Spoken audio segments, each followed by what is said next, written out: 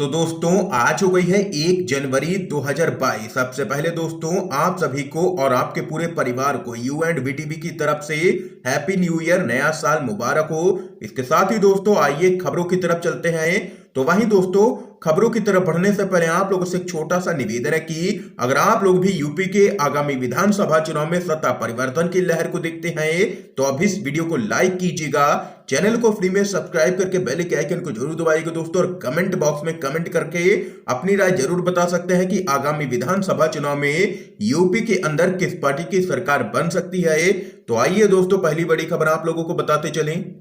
किसान संगठन का ऐलान, 5 जनवरी को फिरोजपुर में नहीं होने देंगे किसी भी कीमत पर पीएम मोदी की रैली। आप लोगों को बताते चले किसान मजदूर जत्थेबंदी 5 जनवरी को फिरोजपुर में प्रस्तावित पीएम मोदी की रैली नहीं होने देगी। यह बात किसान मजदूर संघर्ष कमेटी के प्रदेश प्रधान सतनाम सिंह पन्नू और महासचिव सरवन सिंह पंधेर ने यहां पर कही है।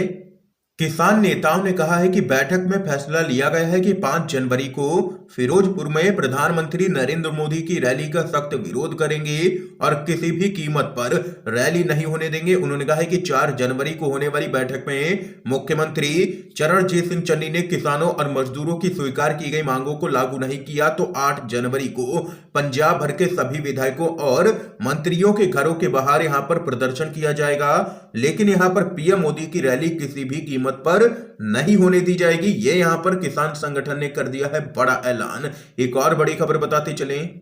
धर्म संसद विवाद, सशस्त्र बलों के 5 पूर्व प्रमुखों ने राष्ट्रपति और पीएम मोदी को लिखा है पत्र। आप लोगों को बताते चलें हाल ही में हरिद्वार में एक धर्म संसद का आयोजन किया गया था, जिसमें शामिल कुछ वक्ताओं ने अल्पसंख्यकों की आलोचना की थी और इसके साथ ही उनके नरसंहार का आह्वान किया था। तब से इस मामले को लेकर के लगातार यहां पर कई लोगों की प्रतिक्रियाएं सामने निकल के आ रही हैं और उन नफरती लोगों पर कार्रवाई की मांग तेज होती जा रही है। लेकिन अब सशस्त्र बलों के 5 पूर्व चीफ ऑफ स्टाफ नौकरशाहों समेत करीब 100 लोगों ने इस मामले में पीएम मोदी और राष्ट्रपति रामनाथ कोविंद को एक पत्र लिखा है। पत्र में लिखा गया है कि हरिद्वार में 17 से 19 दिसंबर के बीच धर्म संसद आयोजित की गई थी, जिसमें हिंदू साधुओं और नेताओं ने भाषण दिया। इस दौरान मुसलमानों और अल्पसंख्यकों का नरसंहार करने का आह्वान किया गया, जिससे हम आहत हैं। इसके अलावा धर्म संसद में लगातार भारत को हिंदू राष्ट्र बनाने की बात कही गई, जो कि बिल्कुल भी सही नहीं है। पत्र में आगे लिखा गया है कि हिंसा के लिए इस तरह का आह्वान आंतरिक रूप से समाज में असमंजस्य पैदा कर सकता है। इसके साथ ही बाहरी ताकतों यानी कि दुश्मनों को भी ये प्रोत्साहित करेगा। ये यहाँ पर पत्र में लिखा गया है पीएम मोदी और राष्ट्रपति को। एक और बड़ी खबर बताते चलें। सरकार के खिलाफ सुप्रीम कोर्ट पहुंचा है मुस्लिम संगठन, गुहार लगा के कहा अल्पसंख्यकों की रक्षा करने में विफल है ये लोग। आप लोगों को बताते चले देश में अल्पसंख्यकों के खिलाफ भड़काऊ भाषणों के मामले के संबंध में सुप्रीम कोर्ट में एक याचिका दाखिल की गई है। सुप्रीम कोर्ट में यह याचिका जमीयत उलेमा ए हिंद और मौलाना सैयद महमूद असद मदनी ने दायर की है। इस याचिका में हाल के दौर में दिए गए भड़काऊ भाषणों का जिक्र है। इस याचिका के जरिए मांग की गई है कि इस मामले की जांच के लिए निष्पक्ष कमेटी बनाई जाए। हेट स्पीच को लेकर के दायर इस याचिका में कहा गया है कि इस तरह के किसी भी उदाहरण के संबंध में आपराधिक कानून के तहत कोई कार्रवाई शुरू नहीं की गई है।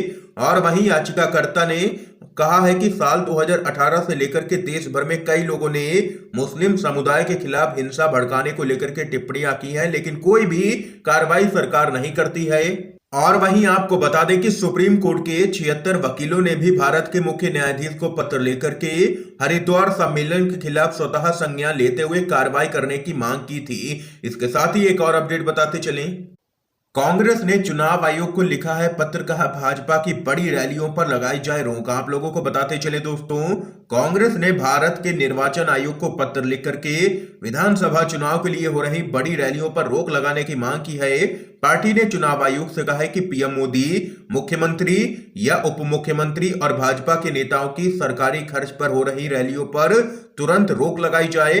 भाजपा नेताओं पर संवैधानिक मंचों से अलोकतांत्रिक भाषा का प्रयोग कर सत्ता का दुरुपयोग करने का आरोप लगाते हुए इस पर रोक लगाने की मांग की गई है कांग्रेस पार्टी की तरफ से, क्योंकि लगातार भाजपा यहाँ पर सरकारी खर्च पर रैलियां कर रही है, जिसको लेकर के विपक्ष हमलावर है भाजपा पर और चुनाव आयोग से बीजेपी की रैलियों पर बैन लगाने की मांग की है। एक और बड़ी खबर आप लोगों को बताते चलें, सपा एमएलसी के घर पर छापेमारी को लेकर के अखिलेश यादव ने साधा है निशाना, कहा चुनाव आयोग और राष्ट्रपति को लिखूंगा पत्र। आप लोगों को बताते चलें, समाजवादी पार्टी के एमएलसी और इत्र कारोबारी पुष्पराज जैन के घर पर इनकम टैक्स विभाग ने छापेमारी की है और वहीं इस छापेमारी की कार्रवाई को लेकर के समाजवादी पार्टी के प्रमुख और यूपी के पूर्व मुख्यमंत्री अखिलेश यादव ने केंद्र और राज्य सरकार पर गंभीर आरोप लगाए हैं। अखिलेश यादव ने कहा कि केंद्रीय एजेंसियों का दुरुपयोग कर विपक्ष को टारगेट किया जा रहा है और इसके चलते वह चुनाव आयोग व राष्ट्रपति से मुलाकात करेंगे। अखिलेश यादव ने कहा है कि मैं चुनाव आयोग और राष्ट्रपति को लिखूंगा कि कैसे विपक्ष को टारगेट कर केंद्रीय एजेंसियों का दुरुपयोग किया जा रहा है और खुलेआम लोकतंत्र का मजाक बनाया जा रहा है। पार्टी के एमएलसी पुष्पराज जैन पर छापेमारी के बारे में बात करते हुए उन्होंने कहा कि केंद्र ने पहले गलत व्यक्ति पर छापा मारा, सपा एमएलसी पर यह छापेमारी पिछली गलती को छिपाने की कोशिश है। और वहीं इसके साथ ही अखिलेश यादव ने आगे कहा है कि दिल्ली में इस बात का एहसास हो गया है कि योगी चुनाव हार जाएंगे और इसलिए छापेमारी और अन्य उपायों से योगी को और अधिक परेशानी में डाला जा रहा है। ये यहां पर अखिलेश यादव की तरफ से बयान सामने निकल के आया है। एक और अपडेट बताते चलें, ढोंगी कालीचरण को नहीं मिली है जमानत, कोर्ट ने 13 जनवरी तक न्यायिक हिरासत में भेजा, बढ़ी है मुश्किलें। आप लोगों को बताते चलें, राष्ट्रपिता महात्मा गांधी पर अभद्र टिप्पणी करने वाला कालीचरण बेल मांगते हुए नजर आया है, लेकिन कोर्ट ने तगड़ा झटका दे दिया है। कोर्ट ने कालीचरण की जमानत याचिका को खारिज कर दिया है। कोर्ट ने कालीचरण को 13 जनवरी तक न्यायिक हिरासत में भेज दिया है और मुश्किलें यहां पर कालीचरण की बढ़ना तय है, क्योंकि यहां पर उनके ऊपर राजद्रोह का मुकदमा भी अब दर्ज हो चुका है, जो कि कई गंभीर धाराएं लगी हैं उन पर। इसके साथ ही एक और बड़ी खबर बताते चलें, छापेमारी को अखिलेश यादव ने बताया है बीजेपी की खींच, कहा नफरत की दुर्गंध फैलाने वाले लोग सौहार्द की सुगंध को कैसे पसंद करेंगे। आप लोगों को बताते चले, यूपी विधानसभा चुनाव से पहले रेड और छापेमारी का दौर शुरू हो गया है। कन्नौज के इत्र कारोबारी के घर आयकर विभाग की छापेमारी को लेकर के बीजेपी और समाजवादी पार्टी आमने सामने है और वहीं पीयूष जैन के बाद पुष्पराज जैन के यहां पर आयकर विभाग ने छापा मारा है। इस छापेमारी पर सपा के प्रमुख अखिलेश यादव ने सवाल उठाए हैं। अखिलेश यादव ने प्रेस कॉन्फ्रेंस कहा है कि मैं पहले ही कह रहा था कि पीयूष जैन के यहां पर छापा गलती से पड़ गया है और इसके साथ ही बीजेपी विकास की बात तो करती नहीं है और कन्नौज में जो भी विकास कार्य हुए हैं वह भी इनके कारण अधूरे हैं। कन्नौज का इत्र के साथ बहुत पुराना इतिहास रहा है। यहाँ के व्यापारियों ने देश और दुनिया में नाम कमाया, लेकिन अब इस छवि को धूमिल किया जा रहा है भाजपा की तरफ से। अखिलेश यादव ने बीजेपी पर हमला बोलते हुए कहा है कि नफरत की दुर्गंध फैलाने वाले भाजपा के लोग सौहार्द की सुगंध को कैसे पसंद करेंगे। ये यहां पर जोरदार हमला समाजवादी पार्टी के अध्यक्ष अखिलेश यादव ने भाजपा पर किया है। एक और अपडेट बताते चले आप लोगों को, चीन ने अरुणाचल में 15 जगहों के बदले हैं नाम, कांग्रेस का केंद्र सरकार पर हमला, कहा ड्रैगन का नाम लेने से ही डरते हैं पीएम मोदी। आप लोगों को बताते चले, चीनी सरकार के द्वारा अरुणाचल प्रदेश के 15 स्थानों का नाम बदलने के बाद कांग्रेस ने मोदी के नेतृत्व वाली सरकार पर निष्क्रियता और भारतीय क्षेत्र की भूमि हड़पने के लिए चीन का नाम लेने से कतराने का तंज कसा है। राज्यसभा में विपक्ष के नेता मल्लिकार्जुन खड़गे ने कहा है कि चीन अरुणाचल प्रदेश में 15 स्थानों का नाम बदल रहा है। सैटेलाइट छवियों ने हाल ही में दिखाया था कि चीन ने हमारे क्षेत्र में 2 गांव भी बनाए हैं। पीएम मोदी और उनके बीजिंग जनता पार्टी के नेता चीन का नाम लेने से ही कतरा रहे हैं। वे बस चीनियों के द्वारा इस भूमि को हड़पने से इनकार करते हैं। ये यहां पर जोरदार हमला कांग्रेस पार्टी ने बोला है पीएम मोदी पर।